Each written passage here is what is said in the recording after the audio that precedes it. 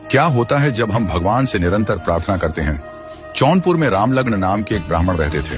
वो अपने माता पिता के इकलौते पुत्र थे। उनके पिता सत्यनारायण जी काशी में पढ़े हुए एक विद्वान थे। उनकी माता भी भगवान की अनन्य भक्त थी। उन्होंने रामलग्न जी को सीताराम का कीर्तन सिखाया और प्रतिदिन भगवान की बहुत सुंदर सुंदर कहानियां भी उन्हें सुनाया करती थी। जब वे 8 वर्ष के थे, एक दिन कुछ डाकू उनके घर पर आ गए। उस समय उनके पिता दूसरे गांव गए हुए थे, तो घर में केवल रामलगन और उनकी माता ही थे।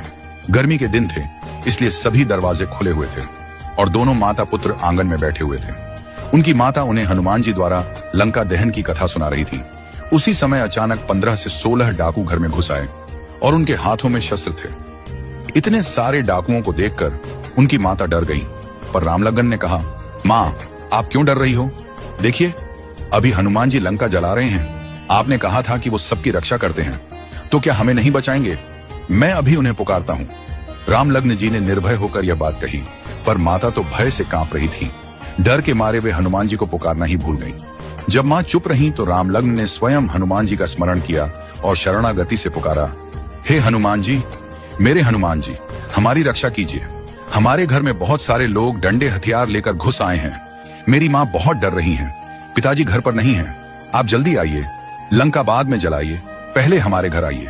कुछ ही क्षणों में एक विशाल वानर दहाड़ते हुए घर में कूद गया। डाकू उस पर लाठी चलाने लगे, पर उसने 2-3 डाकुओं को पटक कर गिरा दिया। अब डाकुओं का सरदार सामने आया। उस वानर ने उसे घेर कर उसकी दाढ़ी पकड़ ली। इतनी जोर से खींचा कि वह बेहोश हो गया। फिर बाकी डाकुओं ने अपने सरदार को कंधे पर उठाया और भाग खड़े हुए। रामलग्न और उनकी माता उस दृश्य को देखकर आश्चर्यचकित रह गए। डाकुओं के भाग जाने के बाद वानर भी वहां से लुप्त हो गया। रामलगन ने अपनी मां से कहा, देखा मां, हनुमान जी आए और हमें बचाया। जैसे ही मैंने उन्हें पुकारा, वे तुरंत आए और सारे बदमाशों को मारकर भगा दिया। मां की भी आश्चर्य और हर्ष से आंखें भर आईं। जब गांव वालों ने यह बात सुनी तो वे भी चकित रह गए। रामलगन की माता ने बताया कि उन्होंने इतना बड़ा और बलशाली वानर पहले कभी नहीं देखा था। 2-3 दिन बाद पंडित सत्यनारायण जी भी घर लौटे। जब उन्होंने यह कथा सुनी तो उन्हें भी बड़ा आश्चर्य हुआ।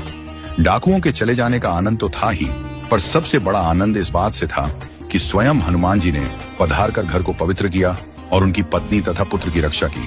वो पहले से ही भगवान पर श्रद्धा रखते थे, लेकिन अब उनकी भक्ति और भी प्रगाढ़ हो गई। उन्होंने अपना सारा सांसारिक काम छोड़ दिया और दिन रात भगवत साधना में लीन रहने लगे। हमें हमेशा श्रद्धा और भक्ति से भगवान को पुकारते रहना चाहिए। वे अवश्य आते हैं, कभी हनुमान बनकर, कभी किसी और रूप में।